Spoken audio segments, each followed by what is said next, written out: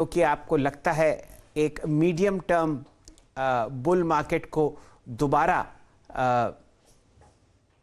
लाते हुए दिख सकते हैं भारतीय बाजारों में? उनका जिक्र कीजिए।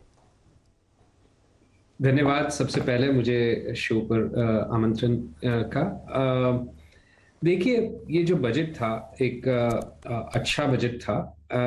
ये बजट जो है एक कंटिन्यूएशन बजट है। इसको लास्ट बजट के में जो बहुत ही उत्तम बजट था उसको जारी रखा हुआ है।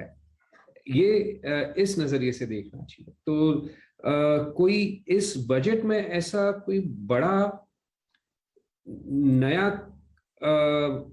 अंडरटेकिंग नहीं है या रिफॉर्म नहीं है पर से, जिसके वजह से कोई मार्केट को बूस्ट मिले बियॉन्ड के भाई जो सेक्टर्स में जैसे कैपिटल एक्सपेंडिचर को बहुत बढ़ावा दिया है विच इज प्रो ग्रोथ। तो ग्रोथ के लिए अच्छा है बजट, बट अदरवाइज इसे देखना चाहिए कि जो लास्ट बजट है जो बहुत ही उत्तम बजट था उसका कंटिन्यूएशन है।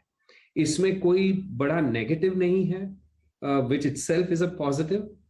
किसी नेगेटिव का नहीं होना, कोई बड़ा जो थोड़ी बहुत कोई कई सेक्शंस में ऑफ इन्वेस्टर्स ऐसे डरता कि बहुत ज्यादा पॉपुलिस्ट बजट हो सकता है। ऐसा कोई बड़ा पॉपुलिस्ट मेजर नहीं है जिसके चलते सब्सिडीज ज्यादा एक्सपैंड कर दी हो या fiscal control, fiscal deficit. Yes, कई सेक्शंस में अगेन ये उम्मीद थी फिस्कल डेफिसिट कम होगा, बट अगर फिस्कल डेफिसिट ज्यादा है कैपिटल एक्सपेंडिचर के चलते तो वो कोई नेगेटिव नहीं कहा जाता। जैसे मैं उदाहरण दे रहा था कल ही कि अगर घर में थोड़ा खर्चा ज्यादा हो क्योंकि वो एजुकेशन, बच्चों के एजुकेशन की तरफ जा रहा है और उसके लिए अगर उधार भी बढ़ रहा है जैसे फिस्कल डेफिसिट है, तो वो कोई नेगेटिव नहीं। अगर आप वेकेशन के लिए या ऊपरी खर्चे करने के लिए अगर लोन लेते हो, क्रेडिट कार्ड लेते हो, तो वो गलत बात है। बट यहाँ पर कैपिटल एक्सपेंडिचर फ्यूचर के लिए इन्वेस्ट किया हुआ है तो उसको मद्देनजर रखते हुए वो नेगेटिव नहीं है। तो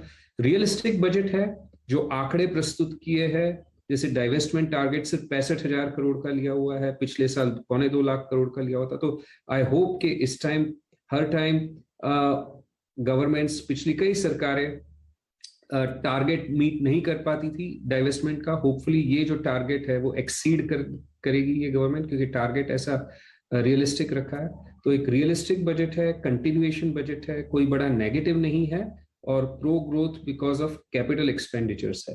अगर मैं नेगेटिव या बैलेंसिंग कमेंट देना चाहूं तो एक उम्मीद थी इन्वेस्टर्स में कि रिफॉर्म्स जो है और आगे बढ़ेगी कई सेक्शंस में, जैसे डाइवेस्टमेंट टारगेट या प्राइवेटाइजेशन टारगेट है वो और इंक्रीज किया जाएगा, जिसका मैंने अभी बात किया। और फॉरेन रिस्ट्रिक्शंस जो है डायरेक्ट इन्वेस्टमेंट या पोर्टफोलियो इन्वेस्टमेंट में वो फर्दर रिलैक्स हो गए, जैसे कि लास्ट ईयर के बजट में कई सेगमेंट्स में रिलैक्स हुए थे। But otherwise overall budget is a budget of continuation. ये बजट जिसमें आप खुद ही मान रहे हैं, अपने अपने पहले अगर आप देखें वक्तव्य में कहा कि very impressed with the capex figures, आपकी राय क्या है? कोई किसी पर्टिकुलर सेक्टर की तरफ आपका झुकाव इस बजट के बाद, बजट स्पीच के बाद बढ़ेगा क्या? Specially like